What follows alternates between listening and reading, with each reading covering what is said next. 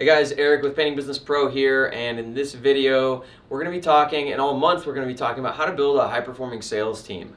And as we go through everything this month, we're going to be talking about building a high-performing sales team, but a lot of the principles we're going to talk about also apply to any other team member that you're bringing on, whether it's office managers, marketing people, production people, and so on. So the first thing that we want to talk about is building a strong foundation for building a strong sales team. So what that refers to is something I talk about a lot, which is building systems. And so one of the best books that I ever read was a book called The E-Myth by Michael Gerber. And that book is what really taught me about the importance of systems. So in that book, he talks about, uses the example of McDonald's and all the systems McDonald's has in order to have a duplicatable business. And how a lot of business owners and a lot of painting contractors are what he calls a technician. A technician is someone who's really good at their business. So it's, the woman who has a bakery who's really good at making the pies. That's an example he uses in the book. Or in this business, it's someone who's really good at doing the painting. But as a technician, and for our topic, we're talking about sales, it's if you're really good at doing sales, that's a technician. It's someone who's in the business doing the business. But that's not what entrepreneurship is about. Entrepreneurship is about building a business and being able to get your time freed up. And, in the E-Myth, Michael Gerber talks about the importance of building systems so that you can hire other people to duplicate those results. So the woman who owns the bakery and makes pies, she puts that down as a process and documents how she makes these amazing pies, and she documents it so well that somebody else can come in and make pies just as well as she can. And in painting, we can document the painting process so well that we can train someone else to come in and duplicate those results. And in sales, we document that process so well that someone else can come in and do sales really well. So, at McDonald's sometime I heard this stat, I don't know how accurate exactly it is, but it's that there's 47 steps to making a French fry at McDonald's. Now that's a lot of steps, but that's how, no matter what McDonald's you go to anywhere in the world, they get the exact same fries every single time, and they're not hiring gourmet chefs to make these fries. They're hiring people with literally no skills at all to make fries. So that's the first thing we need to be able to build a really effective sales organization, is we need to build a strong foundation. And a strong foundation starts with building systems. So systems, if we look at the definition of a system is a set of procedures that gets a predictable or reliable result. That's what we're interested in, is a process to follow that gets a predictable and reliable result. So if you haven't documented your system, this is the first place to start. Otherwise, when we bring people in, we're just winging it. And having a system in your head is not nearly as effective as having it written down on paper where other people can see it. And also, by putting it down on paper, that's how you're going to be able to tweak it and improve it, because it's written and we can try this and see if the results get better. So there's two main parts to building systems, and you want to build systems for every part of your business. In fact, our company, National Painting Group, we have 5 values at our company, and one of them is systems. And our value around systems is following them and improving them, because our systems get reliable and predictable results. And when people don't follow our systems, they don't get those results. When they follow those systems, they get those results. But we're not so naive and arrogant to think that the systems we have are as good as they can be. So we are always testing and tweaking and improving our systems. So you want to follow this process we're going to go through for every single part of your business. And it's a lot of work, but it's what's necessary to build a really great company. So there's 2 main aspects to building any system. So the first one is measurement. So measurement is, how do we know if our system's working? That's what are we going to measure? What is the statistics? How do we know? It's like the result. What's the result that we're after that we're doing a system for? So in sales, the system is sales. How do we know our sales system is good? So there's 2 main things that we measure in sales to know Is our system any good? So the first one is we measure our pricing. And the second thing we measure is our sales ratio.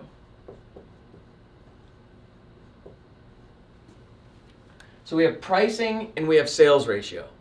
Now, with pricing in our business, and look, I see a lot of people, this is a fundamental screw up in sales. A lot of people out there try to compete on price.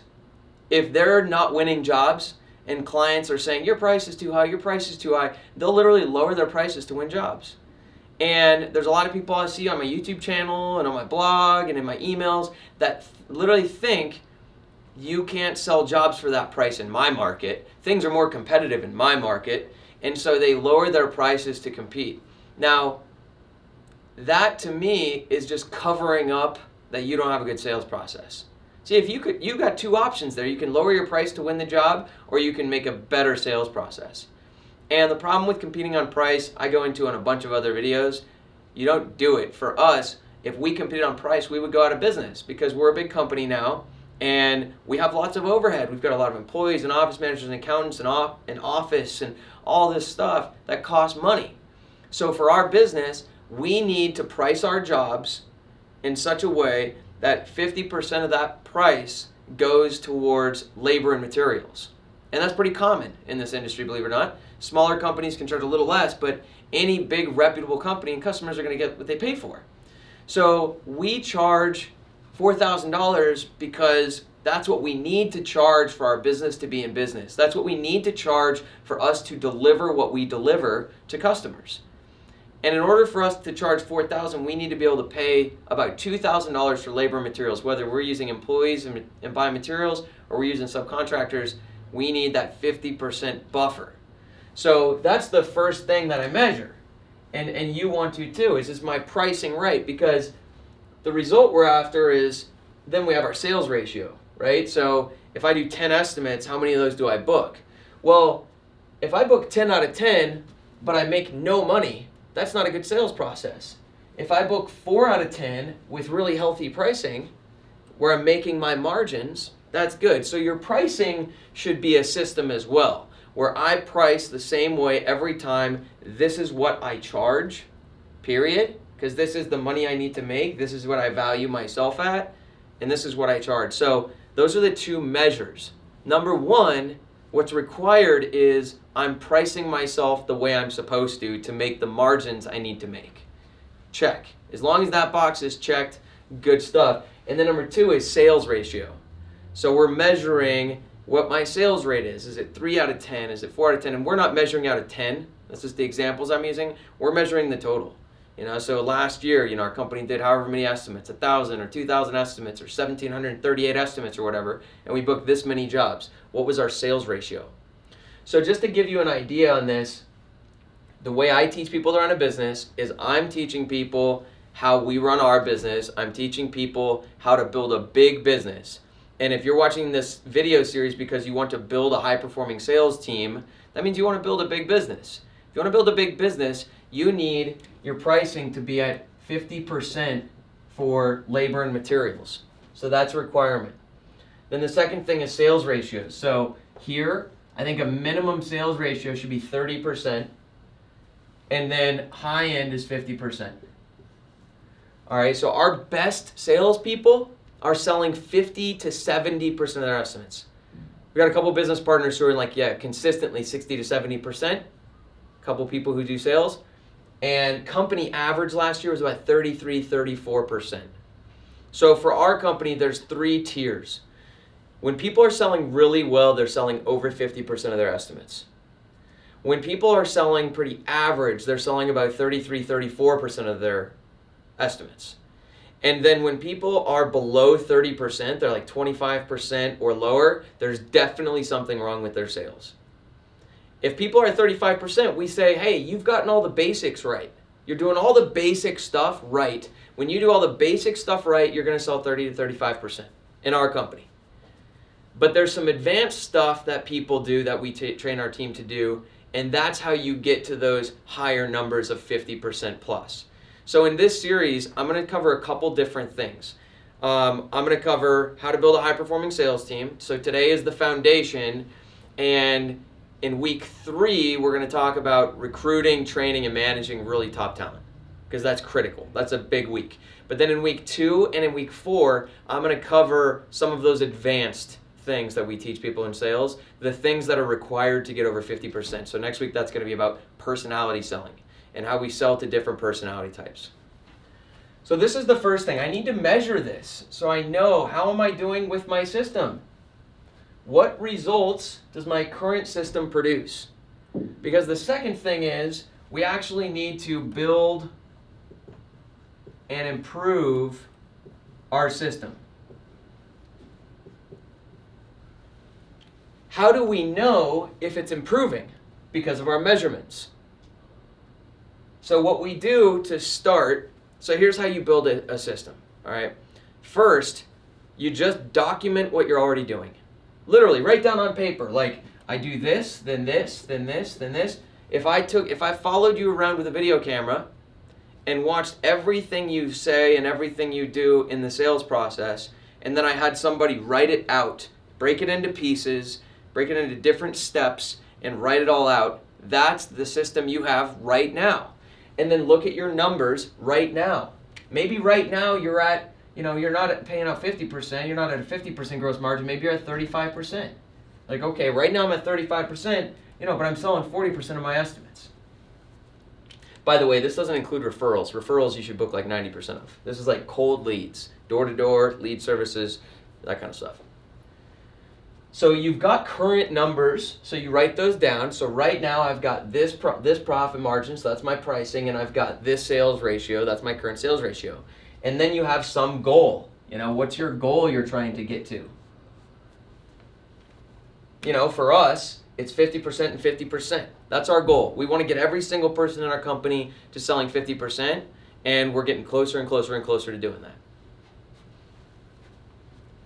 Then you need a system. You have some basic system right now. It's whatever you're doing right now.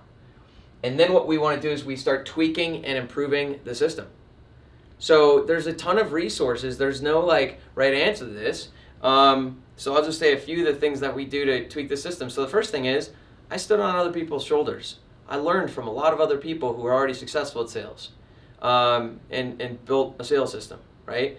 I've bought courses. There's other people who run online trainings for painting contractors. Brandon Lewis, this guy runs the APPC. Steve Burnett runs DYB Coach. I've got their programs. Breakthrough Academy runs an amazing program. All 3 of those guys, I've been customers of all 3 of them and learned from them. I've also bought tons of different books. I watch tons of videos. I read tons of articles. I do a lot of that stuff. I've also done a lot of personal training and development. So I'm constantly looking for resources and always looking at these measures. Am I getting them better? I'm always trying, hey, I'm not to my goal yet, so what are we going to tweak? What are we going to change? And I just got my hands on it. So for the last 13 years, I've been working on improving my sales process. And specifically at our company, for the last 8 years, we've been actively working on improving our sales process. So one thing that I'd really recommend, if you don't have much of a sales process yet, I'd really recommend checking out the Painting Business Pro course, because our whole sales process is in there. That's going to get you years ahead. Instead of going through the years that it took us to build that, you can just start there and then start learning on your own. So there's a lot of resources. You can read books, you can watch videos, you can go to seminars, you can buy people's programs and courses. There's no better investment than investing into training and developing yourself and your business. So that's it though. So then what we do is we try A, this is like strategy A, right? And then we say, did it improve my numbers? No. Okay, that didn't work. Now we try B. Does that improve my numbers? Yes or no? Yes, it did. Okay, cool. So I add that to my system and my system gets a little better now. So I need to start to create a foundation. Now, you don't need your system to be done before you bring people on, but it's got to be pretty damn documented. You should not be bringing people on when you have these numbers still. You should get to a minimum level. Like I tell people, you need to be at 50% margins and at least a 30% sales rate before you bring anybody else on. That's what I did. We had like 30% sales rate, 50% margins when I first started hiring salespeople. So you've got to have some level of effectiveness, and it's got to be documented, because this is what your salespeople are going to follow. So that's essentially how you go through building your systems. And we do this in every part of our business. In production, we've got targets for production. How much are you producing per week? How happy are customers? How many referrals are we getting? What's our profitability? We've got this in marketing.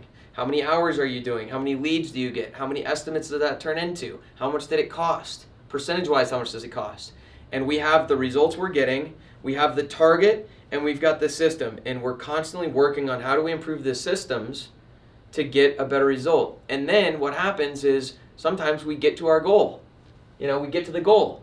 So then we set a bigger goal and we just keep doing it, because there's always ways to be more effective. And when you get more effective in sales, it makes you a ton of money. This 35% to 50% margin makes you a ton of money. Going from 30% to 50%, that makes you a ton more money. This is the stuff to do. So if you're not actively working on improving your business, improving your processes, improving your systems, you're missing out on a huge opportunity in your business. And if you're not documenting and creating these systems, you're going to have a really, really hard time ever building a team successfully. It's hard enough to build a team even with good systems. I can tell you from experience. We've got great systems. I have business partners who have great systems, and we're still always working on this. And so in a couple weeks, I'm going to make a video about the natural process, not the natural process, but the process for building great teams, and we'll focus on sales.